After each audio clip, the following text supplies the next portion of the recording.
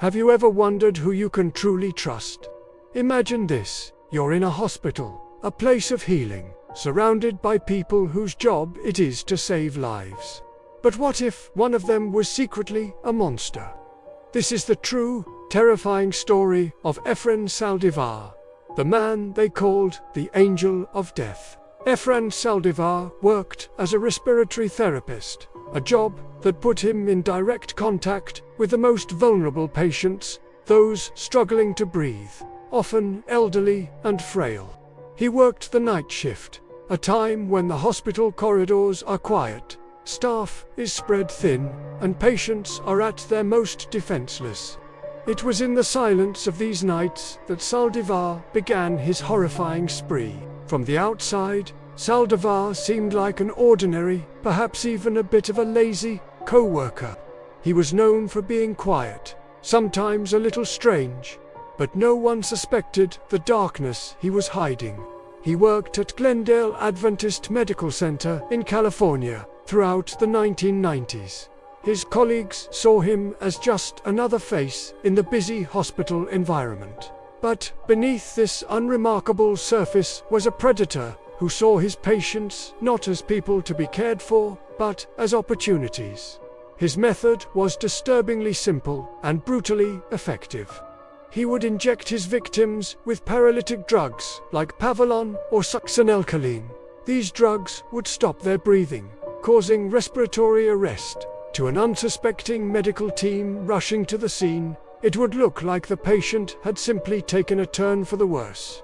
A common occurrence in a critical care unit, Saldivar would then often be the first to discover the patient in distress, sometimes even participating in the frantic efforts to save them, efforts he knew were doomed to fail because he had orchestrated the entire event. He was playing God, deciding who lived and who died, all while wearing the uniform of a healthcare professional.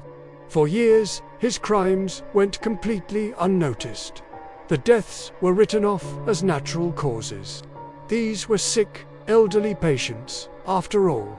Who would question it? The hospital's death rate on the night shift did spike. But in a high-stress environment with critically ill patients, such statistical anomalies can be overlooked. Saldivar was a ghost, moving through the wards, leaving a trail of bodies without anyone ever seeing his hand at work. He later confessed that he chose his victims based on who he thought was ready to die. It was his own twisted sense of mercy, a justification he created to rationalize his horrific actions. He would see a patient who seemed to be suffering, and he would decide to put them out of their misery. The sheer number of his potential victims is staggering. He claimed to have been involved in anywhere from 40 to 200 deaths, though he would frequently change his story. He said he lost count. Imagine that, losing count of the human lives you've stolen. He saw it as a game, a way to alleviate boredom during the long, quiet nights. He would cause a code blue emergency just to create some excitement, to make things more interesting for himself. The panic, the chaos, the life and death struggle, it was all a show for his personal entertainment. So how did this angel of death finally get caught? It wasn't through brilliant detective work or a hospital-wide investigation, at least not at first. It was through his own arrogance. In 1998, Saldivar started bragging to a co-worker about his magic syringe and how he could send patients to the sweet hereafter. He spoke of it casually, as if it were a dark joke. His co-worker, initially disbelieving, became increasingly disturbed and eventually reported him. This tip led police to start an investigation. They questioned Saldivar, and, in a shocking confession, he admitted to killing dozens of patients. He laid out his methods, his motives, and the chilling ease with which he carried out his murders. The problem was, when he was first interrogated, he confessed, but then immediately recanted his statement, claiming he was depressed and made it all up for attention. With no physical evidence, the drugs he used would break down quickly in the body. leaving no trace, and, with his confession now retracted, the initial case fell apart. Saldivar was fired from his job, but, for a time, it looked like he might actually get away with it all. The investigation didn't stop there, though. Investigators, convinced of his guilt, began the grim task of exhuming the bodies of patients who had died under his care. It was a massive undertaking. They focused on patients whose deaths were sudden and unexplained. In the body of one patient, Eleonora Schlegel, they found a trace of Pavilon, the paralytic drug Saldivar had described using. This was the breakthrough they needed. It was the physical proof that corroborated his earlier, now retracted confession. With this new evidence, the police had a solid case. Saldivar was arrested again in 2001. Faced with the undeniable scientific proof, he knew there was no escape. This time, there would be no retracting his story. To avoid the death penalty, Efren Saldivar pleaded guilty to 6 counts of murder and 1 count of attempted murder. The true number of his victims will likely never be known. He himself claimed the number could be in the dozens, maybe even hundreds. But with the lack of evidence, he could only be prosecuted for those few cases where traces of the drugs could be found. In 2002, Efren Saldivar was sentenced to 7 consecutive life sentences in prison without the possibility of parole. He was sent to a supermax prison, where he remains to this day. A chilling reminder that evil can be found in the most unexpected of places. His case sent shockwaves through the medical community, leading to stricter controls on pharmaceuticals in hospitals and more rigorous background checks for healthcare workers. The story of Efren Saldivar is a profound violation of trust.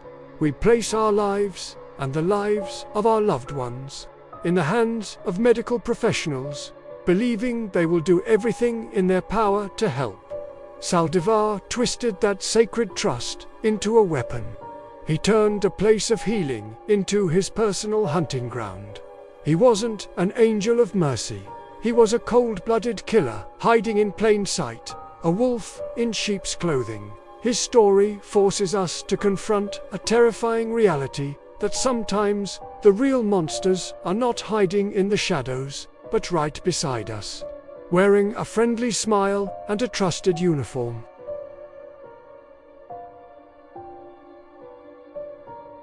Imagine you're in a hospital bed, weak and vulnerable. You trust the nurses to care for you, to help you heal. But what if the person you trust most is a monster in disguise? What if the one meant to save you is actually the one ending your life? This is the terrifying true story of Colin Norris, the nurse who turned a place of healing into his personal hunting ground. Colin Norris was a young nurse from Glasgow, Scotland. In 2002, he began working at 2 hospitals in Leeds, the Leeds General Infirmary and St James's University Hospital. On the surface, he was just another dedicated healthcare professional. But beneath the scrubs and a friendly smile, a sinister pattern was emerging. A pattern of death that followed him from ward to ward. It all started with Ethel Hall, an 86-year-old woman admitted for a broken hip. She was recovering well, looking forward to going home. But one night, she suddenly fell into a deep, irreversible coma. The doctors were baffled. Her blood sugar had plummeted to a dangerously low level, something that made no medical sense for her condition. Just hours later, Ethel Hall was dead. The police were called in, and an investigation began. They looked at everyone who had been on duty that night, and one name kept coming up: Colin Norris. As detectives dug deeper, they made a disturbing discovery. Ethel Hall wasn't the first. There was an eerie string of deaths and sudden collapses among elderly patients, all under the care of this one nurse. The investigation uncovered a chilling prediction Norris had made. He had told a colleague that Ethel Hall was going off, meaning she was going to die. He even seemed to know it would happen that night. This wasn't a lucky guess. It was a declaration. This comment became a crucial piece of evidence, a slip of the tongue that exposed his dark secret. How could he know a patient was about to die unless he was the one causing it? The police focused their attention on Norris's shifts. They found that an unusually high number of elderly patients died or fell critically ill when he was on duty. The common thread was a sudden and unexplained hypoglycemic attack, a catastrophic drop in blood sugar. For patients who weren't diabetic, this was almost medically impossible. It pointed to one horrifying conclusion: someone was deliberately injecting them with insulin. The victims were all elderly women: Doris Ludlam, Bridget Burke, Irene Crooks, and Vera Wilby. Each one was admitted for a minor, treatable condition. Each one was expected to make a full recovery, and each one met a sudden, tragic end after crossing paths with Colin Norris. He specifically targeted frail, elderly women who, he believed, were a burden on the hospital system. He saw them not as people, but as annoyances, taking up valuable bed space. Let's talk about the victims. Doris Ludlam, 80 years old, was in for a minor procedure. She was cheerful and looking forward to seeing her family. She died after a sudden collapse. Bridget Burke, 88, was recovering from pneumonia. She was getting stronger every day. Then, one night, she too slipped into a coma she would never wake from. Irene Crooks, 79, was a vibrant woman in the hospital for a fall. She was just about to be discharged when she died under Norris's care. And then there was Vera Wilby, 90 years old. She was the one survivor who nearly exposed him. After being treated by Norris, she fell gravely ill. Miraculously, she pulled through. Later, when she saw a picture of Norris in the newspaper after his arrest, she had a visceral reaction. She told her family, "That's him, that's the one. He tried to kill me." Her testimony was a powerful voice for the women who could no longer speak for themselves. The police built their case, piece by piece. They found that Norris had a strange and morbid fascination with death. He would often predict which patients would die, almost boasting about his grim. He seemed to get a thrill from the chaos and drama that followed a patient's sudden decline. For him, it was a power trip. He held their lives in his hands, and he enjoyed playing God. The motive was as chilling as the crimes themselves. Norris simply disliked caring for the elderly. He found them demanding and difficult. In his twisted mind, he believed he was doing them, and the hospital, a favor. He was a self-appointed angel of death, deciding who lived and who died based on his own cruel convenience. He showed no remorse, no empathy, just a cold, calculated disregard for human life. In 2008, Colin Norris stood trial. The prosecution laid out the overwhelming evidence: the suspicious deaths, the insulin link, his eerie predictions, and the testimony from Vera Wilby. They painted a picture of a cold-blooded killer hiding in plain sight, using his position of trust to commit unspeakable acts. The defense argued it was all a tragic coincidence, that the deaths were from natural causes. But the jury didn't buy it.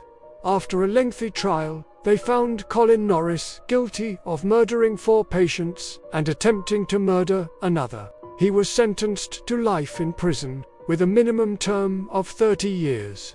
The judge called him a truly evil and dangerous man, who had shattered the sacred trust between a patient and a nurse.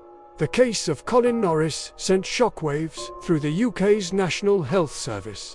It raised serious questions about how such a monster could operate undetected for so long. It led to stricter protocols for handling medications like insulin and more rigorous background checks for hospital staff. But for the families of the victims, the changes came too late. Their loved ones were stolen from them by a man who was supposed to be a caregiver.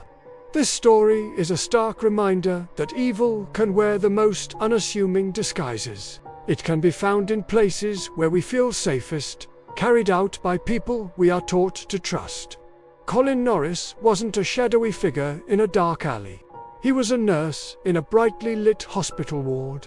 He used his knowledge not to heal, but to harm, turning a place of hope into a house of horrors.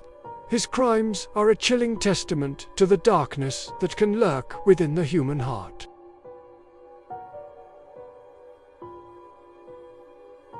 Imagine this: you're out with friends, having the time of your life. It's late, you've been dancing, and now you're just a short walk from home, a place you've walked 1,000 times. You say your goodbyes, feeling the cool night air, completely unaware that this familiar path is about to lead you into a nightmare. You never make it home. This isn't the plot of a horror movie. This is the true story of what happened to Sheann O'Callaghan. It was March 19, 2011, in Swindon, England. 22-year-old Sheann O'Callaghan was enjoying a night out with her friends at a club called Suju around 2:50 a.m. She decided to head home. The walk was less than a mile, a journey she knew like the back of her hand. Her boyfriend, Kevin Reap, was waiting for her, but as the hours ticked by, Sheann never arrived.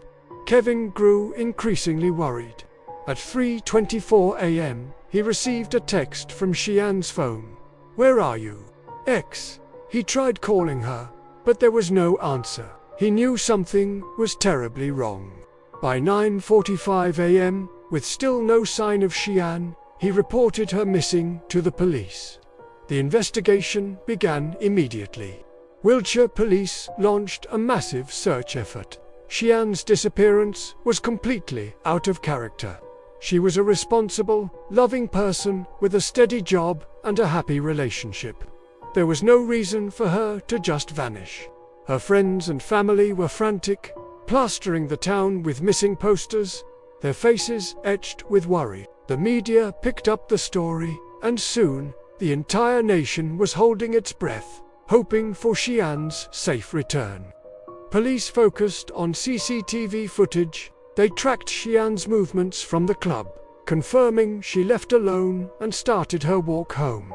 But then, she disappeared from view. The crucial clue came from analyzing her mobile phone data. Her phone had pinged a cell tower in Savernake Forest, about 12 miles away from Swindon, shortly after she went missing. This was a remote, vast woodland area. Why would Sheann go there in the middle of the night? It didn't make sense. The police knew they weren't just dealing with a missing person anymore. This was likely an abduction. The pressure was immense. The lead investigator, Detective Superintendent Steve Fulcher, knew that every second counted. The chances of finding a missing person alive decreased dramatically with each passing hour. He made a bold decision to release a public appeal urging anyone with information to come forward, and specifically mentioning the Savernake Forest connection. They also looked at CCTV from the area near where Sheann was last seen. They found footage of a green Toyota Avensis taxi driving around suspiciously at the exact time Sheann disappeared. This was their first solid lead. They traced the taxi's license plate and identified its owner. A 47-year-old taxi driver named Christopher Halliwell had a family and a seemingly normal life. But the police were about to uncover a dark secret. On March 24th, 5 days after Sheann vanished, they located Halliwell and put him under surveillance. They watched him buy a large quantity of pills, leading them to fear he might try to take his own life before they could question him. They couldn't wait any longer. They arrested him at a supermarket parking lot. Now, what happened next is one of the most controversial parts of this entire case. Detective Superintendent Fulcher, believing Sheann might still be alive and held captive somewhere, decided to bypass standard police procedure. Instead of taking Halliwell directly to a police station for a formal interview with a lawyer present, Fulcher ordered his team to drive Halliwell to a rural, isolated location. He wanted to speak to him directly, man to man, hoping to appeal to his conscience and find Sheehan before it was too late. Fulcher explained the situation to Halliwell, telling him he was his only hope of finding Sheehan alive. He pleaded with him. For hours, Halliwell was silent. Then, he finally broke. He asked, "Do you want another one?" Fulcher was stunned. Halliwell then confessed. He admitted to killing Sheehan and agreed to lead the police to her body. He directed them to a remote spot near the Uffington White Horse, a famous landmark in Oxfordshire. There, tragically, they found Sheehan's body. She had been stabbed multiple times. The nation's hope turned to grief. But Halliwell's chilling question, "Do you want another one?" hung in the air. Fulcher pressed him. Halliwell then led them to another location, a field in Eastleach, Gloucestershire. He pointed to a specific spot where he said he had buried another woman years ago. He claimed he had strangled a prostitute from Swindon back in either 2003, 2004, or 2005. Police began to excavate the site, and sure enough, they discovered human remains. Through DNA, they were identified as Becky Godden Edwards, a 20-year-old woman who had been reported missing in 2007. But had been seen by her family since 2003, she had fallen into a life of addiction and vulnerability, and Halliwell had preyed on her. He had gotten away with her murder for nearly a decade. It was a stunning breakthrough, 2 murders solved in one day. But the way the confessions were obtained would have major legal consequences. Because Detective Fulcher had not followed the proper procedures, specifically, not cautioning her and denying him access to a lawyer during their conversation, the confession regarding Becky Godden's murder was ruled inadmissible in court. The judge declared that Fulcher's actions had breached Halliwell's rights. As a result, while the evidence against Halliwell for Sheehan's murder was overwhelming CCTV phone data and the fact he led them to her body, the case for Becky's murder collapsed. In 2012, Christopher Halliwell pleaded guilty to the murder of Sheehan O'Callaghan and was sentenced to life in prison with a minimum of 25 years. But he walked away from the charge of murdering Becky Godden Edwards. Her family was devastated. They had their daughter's killer's name, but they had no justice. Detective Superintendent Steve Fulcher, the man who found 2 killers, was hailed as a hero by the public and the victims' families. But professionally, he was investigated and found guilty of gross misconduct for breaching police guidelines. His career was effectively over. It sparked a huge debate. Did the ends justify the means? He broke the rules, but he found a serial killer and brought closure to 2 families who might have otherwise never known what happened to their loved ones. For 4 long years, Becky's mother, Karen Edwards, fought tirelessly for justice. She campaigned relentlessly, keeping her daughter's story in the public eye. The police, meanwhile, never gave up. They meticulously rebuilt the case against Halliwell for Becky's murder, this time without the inadmissible confession. They found new evidence. Witnesses came forward who remembered seeing Halliwell with Becky. Soil samples from a spade found in Halliwell's shed matched the soil from the burial site. It was a painstaking process. Finally, in 2016, Christopher Halliwell was charged again with the murder of Becky Godden Edwards. This time, the prosecution had built a case strong enough to stand on its own. During the trial, Halliwell, representing himself, was arrogant and manipulative, showing no remorse. But the evidence was undeniable. The jury found him guilty. The judge, in sentencing him to a whole life order, meaning he will never be released from prison, called his crimes vile. He told Halliwell he was a self-centered and devious murderer. The story of Sheehan O'Callaghan and Becky Godden Edwards is a tragic reminder of the evil that can hide in plain sight. a friendly taxi driver, a man with a family, was secretly a predatory killer. It's also a story of incredible police work, of a detective who made a controversial choice, and of a mother's unrelenting love and fight for justice. Many believe Halliwell may be responsible for more unsolved disappearances and murders, as he spent years driving his taxi across the country. He remains a key suspect in several other cases. The full extent of his horrific crimes may never be known. Sheehan's night out should have ended with her arriving safely home. Instead, it uncovered a monster, and while justice was eventually served, it came at a terrible, heartbreaking cost.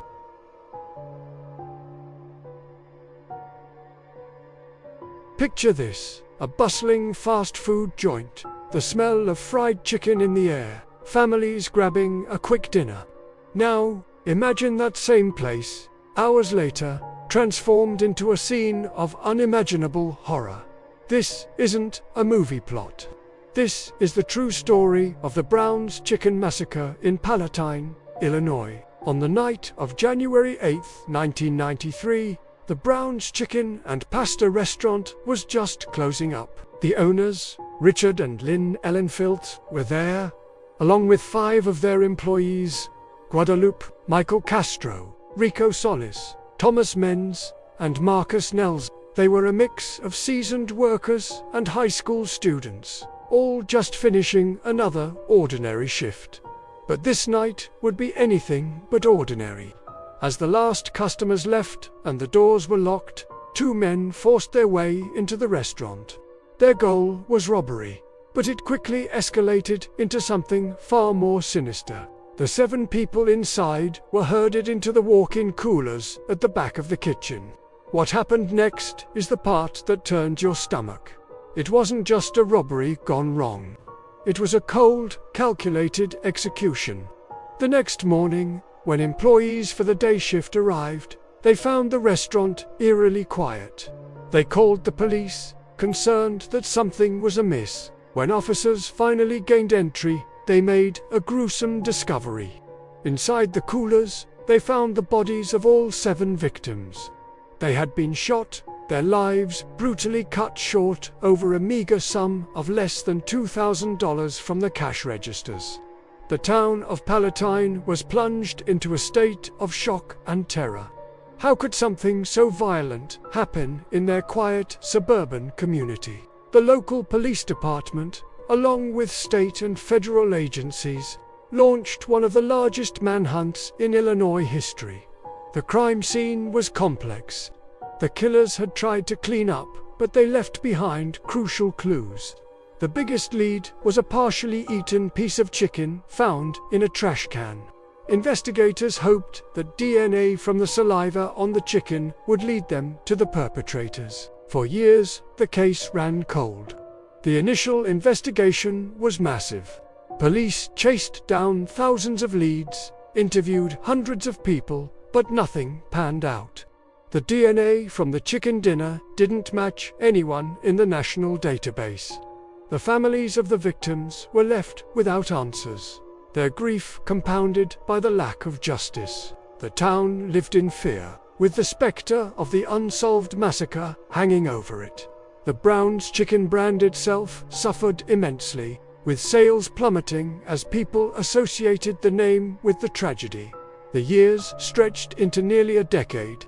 The original investigators retired, new technologies emerged, but the killers remained ghosts. It seemed like the 7 victims of Palatine might never get justice. The case became a local legend, a cautionary tale whispered among residents. The restaurant was eventually torn down, but the memory of what happened there was impossible to erase. Then, in 2002, 9 years after the murders, a breakthrough came from the most unexpected place. A woman named Anne Lockett came forward to the police with a chilling story.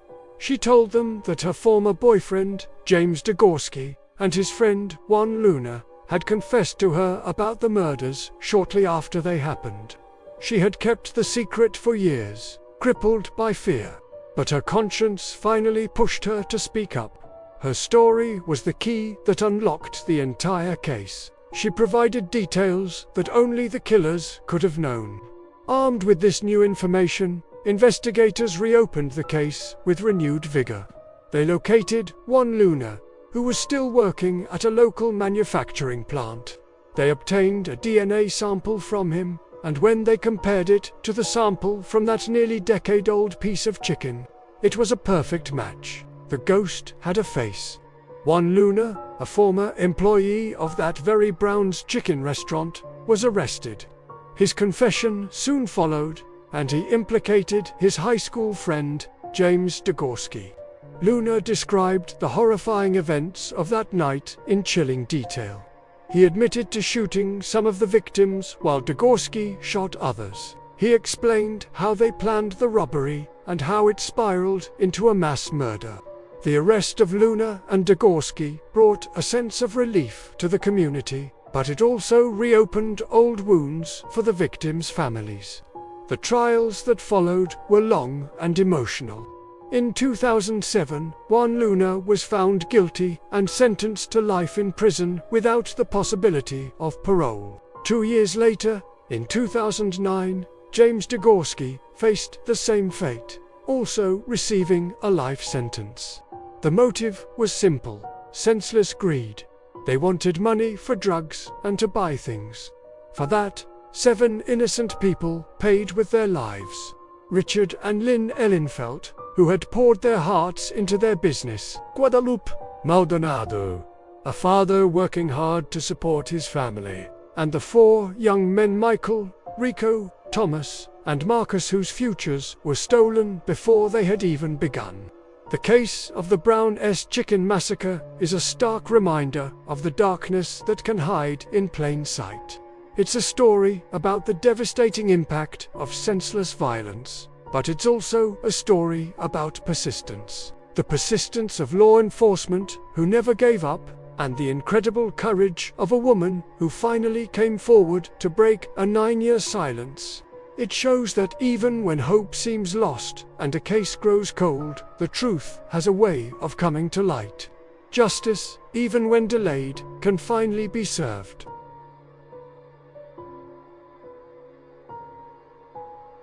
Imagine this. It's 4 a.m. on a Tuesday morning. The streets are empty. The world is quiet.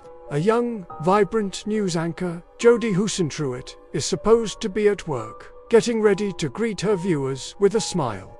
But today, she's not there. Her producer calls her apartment, waking her up.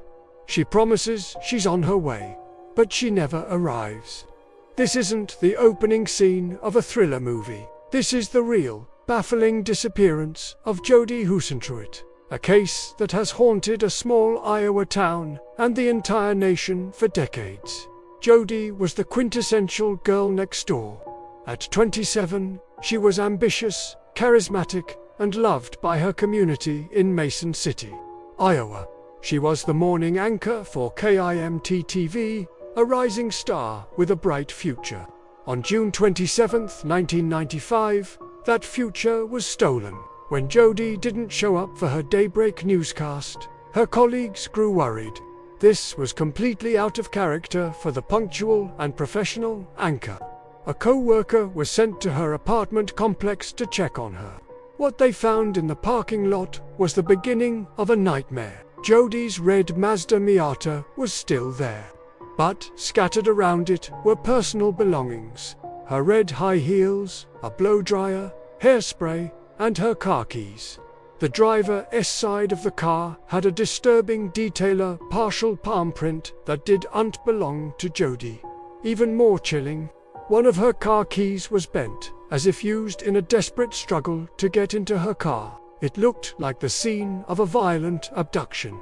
Jodie Husentruit had vanished into thin air, just steps from her front door. Police immediately launched a massive investigation. They canvassed the area, interviewed friends, family, and co-workers.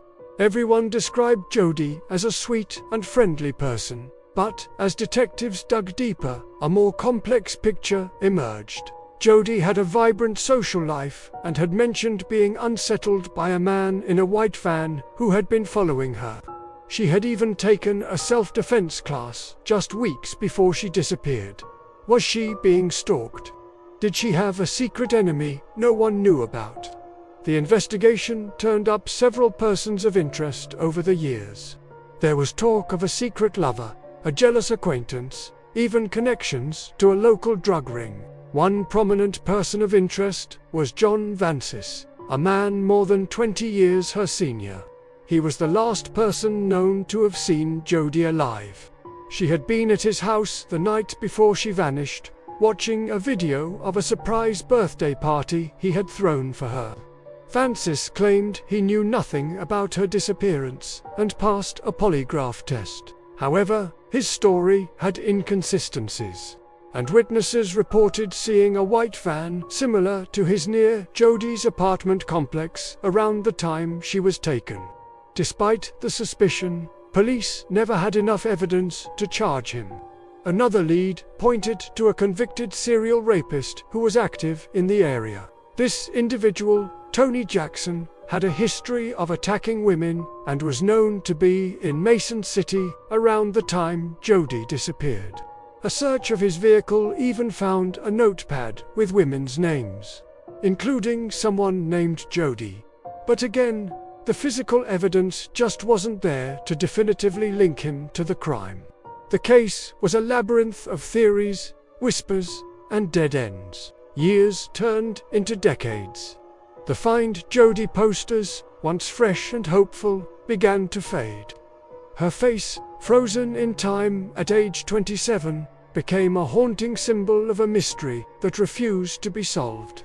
The case file grew to thousands of pages, but the central questions remained. Who took Jodi Huisentruit, and why? In the early 2000s, a new glimmer of hope appeared. A TV news crew working on a story about the case discovered a startling piece of information. Jodi's personal daily planner, which had been in police evidence for years, contained an appointment for the day she disappeared. It was a note to call a man named John. Was this the same John Vancis, or someone else entirely? This detail, seemingly overlooked for so long, reignited public interest but didn't lead to a breakthrough. The investigation has been a roller coaster of hope and heartbreak. In 2017, a search warrant was executed on John Vancis's vehicle's GPS data, suggesting police were still actively pursuing that lead. Yet, nothing came of it. Vancis passed away in 2022, potentially taking any secrets he held to his grave. For Jodi's family and friends, the pain is a constant companion. Her sister, Joanne, has tirelessly advocated for justice, keeping Jodi's story in the public eye. The community of Mason City has never forgotten their mourning anchor. Billboards with her picture still stand, a constant reminder of the young woman who was stolen from them. The case has also become a focal point for a team of dedicated, independent investigators, journalists, and former law enforcement officers who run the website findjodi.com. They tirelessly review evidence, chase down new leads, and work to ensure that Jodi's case is never considered cold. They believe the answer is out there, perhaps hidden in an old police report, a forgotten memory, or the conscience of someone who knows what happened. What makes Jodi's case so profoundly terrifying is its randomness. She wasn't engaged in a high-risk lifestyle. She was a professional woman, going about her daily routine, when evil struck in the pre-dawn darkness. It's a reminder that tragedy can befall anyone, anywhere, at any time. It's the story of a life full of promise that was violently extinguished, leaving behind a void of unanswered questions. Was it a stalker who had become obsessed? A crime of opportunity by a predator lurking in the shadows? Or was it someone she knew, someone she trusted? The bent car key suggests a frantic, desperate struggle. The scattered belongings paint a picture of a sudden, brutal attack. Someone ambushed her as she was about to start her day. Today, more than a quarter century later, the case of Jodi Huisintruit remains officially unsolved. She was declared legally dead in 2001. But for those who love her, she is not just a cold case file. She is a daughter, a sister, a friend, and a beloved TV personality whose bright smile was silenced far too soon. Her story is a chilling cautionary tale and a powerful plea for justice that continues to echo through the years. Someone out there knows the truth. The hope is that one day they will come forward and finally bring Jodi home. Thank you for watching. Please consider subscribing for more stories that deserve to be told.